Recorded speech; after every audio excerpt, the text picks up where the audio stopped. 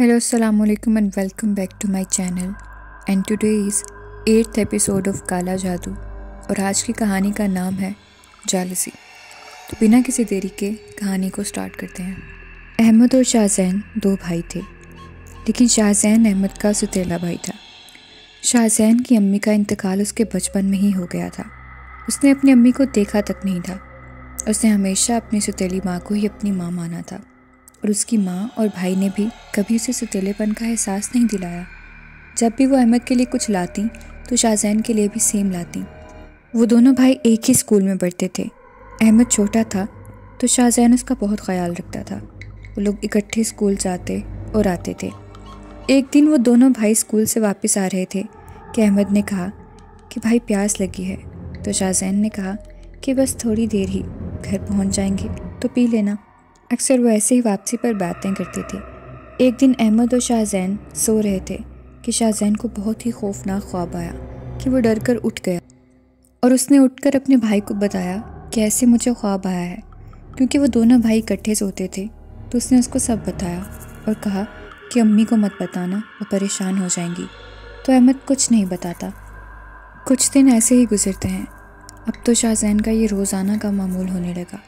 उसको रोज़ाना ऐसे ही ख्वाब आते और वो डर कर उठ जाता और मेंटली परेशान रहने लगा था और वो ज़हनी मरीज़ बनता जा रहा था।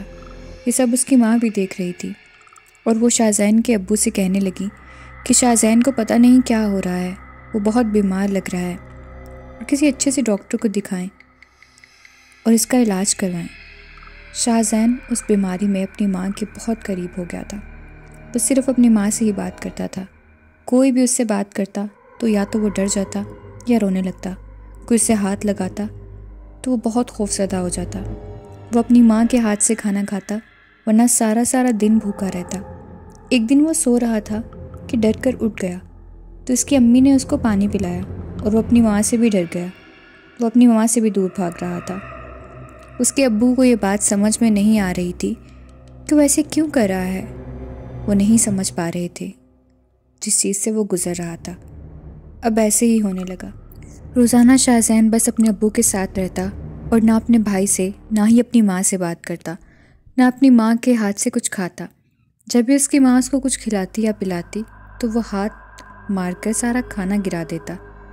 उसके अब्बू को ये बातें समझ में नहीं आ रही थीं और उन्होंने कई बार उसको डांटा भी कि ऐसा क्यों करते हो, मगर वो कुछ भी नहीं बोलता। एक दिन वो अपने अब्बू के साथ सो रहा था कि उसकी आंख लग गई और उसने देखा कि छत पर कोई चीज़ है। जब उसने आंखें खोल कर देखा तो वो एक अजीब सी जंगली जानवर नुमा चीज़ थी जिसकी शक्ल उसकी माँ की तरह थी और वो छत पर उल्टी चल रही थी। ये देखकर वो ऊंची ऊंची चीखें मारने लगा और रोने लगा। उसके अब्बू ने बहुत पूछा, लेकिन वो लगातार अपनी माँ की तरफ इशारा कर रहा था। इतने में उसकी माँ किचन में गई और जाकर पानी लाकर उसको दिया। जब उसके अब्बू उसको पानी पिला रहे थे लेकिन वो नहीं पी रहा था तो उसके अब्बू ने उसको अपने हाथ से पानी पिलाया, लेकिन उसकी हालत बहुत गैर हो रही थी। अब ये सब रोज़ होने लगा। शाहज़ैन अपनी माँ से बहुत खौफज़दा रहने लगा। अपने भाई को देखकर भी चीखता, बस अपने बाप के पास रहता। उसके अब्बू उसका हर अच्छे डॉक्टर से इलाज करा रहे थे, लेकिन उसकी हालत में कोई किसी किस्म का भी सुधार नहीं आ रहा था। एक दिन डॉक्टर, जो कि शाहज़ैन के अब्बू के दोस्त भी थे, उन्होंने कहा कि भाई आपको कोई रूहानी इलाज करवाना चाहिए। तो शाहज़ैन के अब्बू ने एक मौलवी साहब को सारा माजरा बताया जो कि उसके साथ पेश आ रहा था, और वो मौलवी साहब उस इलाके के जाने माने मौलवी थे। तो वो जब घर आए तो उन्होंने शाहज़ैन की हालत देखी जो कि नहायत काबिल रहम हो रही थी। मौलवी साहब ने सारा जायज़ा लिया और वो वापस चले गए। उन्होंने कहा कि मैं कॉल पर आपको बताऊंगा बाकी की सारी बात हिसाब किताब लगाकर। तो जब मौलवी साहब घर चले गए, उन्होंने हिसाब लगाकर बताया कि आपके बेटे पर काला जादू हुआ है और वो आपको मैं कुछ पानी दम करके दूंगा जो आपने पूरे घर में छिड़काव करना है और शाहज़ैन पर भी इस पानी का छिड़काव करना है। तो शाहज़ैन के अब्बू ने कहा कि ठीक है मौलवी साहब। फिर वो कहने लगे कि आपके घर के पास जो कब्रिस्तान है उसके मेन गेट पर जो पहला दरख्त है उसके नीचे तावीज़ दफन है। उन तावीज़ों को निकाल कर किसी पानी में बहा दें। तो उन्होंने ऐसा ही किया। फिर शाहज़ैन के अब्बू ने पूछा कि मौलवी साहब, लेकिन आपने मुझे ये नहीं बताया کہ آخر یہ ظلم کس نے کیا ہے میرے بیٹے پر۔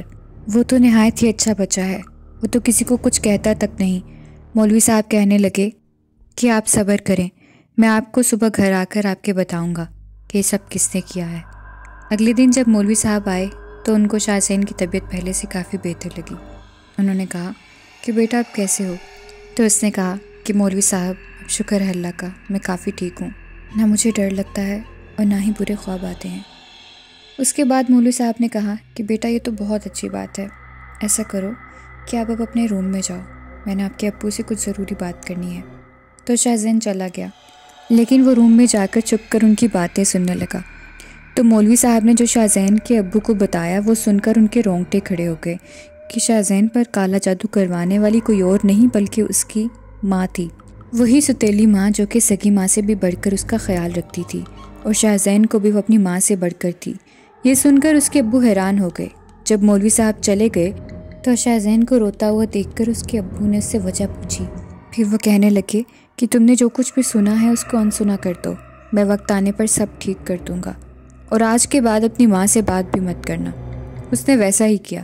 ایک دن اس کے ابو آئے اور اس کی ماں کو کہا کہ یہ لو۔ جب اس کی ماں نے کاغذات دیکھے تو کہنے لگی کہ یہ کیا ہے؟ تو وہ طلاق کے کاغذات تھے۔ تو وہ حیرت سے کہنے لگی کہ یہ سب کیا ہے؟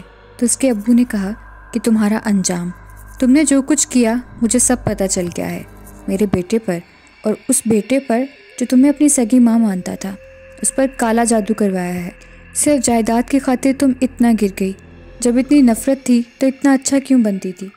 اس کو تم پانی میں اور کھانے میں تعویذ گھول گھول کر دیتی رہی، اسی لیے وہ اس دن تمہارے ہاتھ سے پانی نہیں پی رہا تھا، کیونکہ اس نے خواب میں دیکھا تھا تمہارا اصلی چہرہ۔ یہی وجہ تھی جو تم جھوٹا پیار دکھا کر اسے کھانا کھلاتی تھی۔ اپنی صفائی میں کہنے کے لیے اس عورت کے پاس کچھ نہیں تھا۔ اس کے اس گندے کھیل کا انجام یہی ہوا کہ اس کا بیٹا اس سے نفرت کرنے لگا۔ اس کے شوہر نے اس کو طلاق دے کر گھر سے نکال دیا۔ اب اس گھر میں شاہ زین، اس کا بھائی اور اس کے ابو رہتے ہیں اور بہت اچھی اور خوشگوار زندگی گزار رہے ہیں۔ So that's it for today's video. I hope آپ کو آج کی کہانی پسند آئی ہوگی۔ اگر آپ کو ایسی مزید سٹوریز دیکھنی ہے تو please go and subscribe my channel and hit the bell icon تاکہ آپ کو میری ویڈیو کی نوٹیفیکیشنز ٹائم پر ملتے رہیں اور سب سے پہلے آپ میری ویڈیوز دیکھ سکیں۔ کومنٹ سیکشن میں اپنی رائے کا اظہار ضرور کیجیے گا کہ آپ کو میری ویڈیوز کیسی لگ رہی ہیں تاکہ میں مزید اچھی ویڈیوز آپ تک پہنچا سکوں۔ ملتے ہیں نئی ویڈیو میں نئی کہانی کے ساتھ۔ اپنا خیال رکھیں۔ خدا حافظ، اور فیڈ بیک دینا مت بھولیے گا۔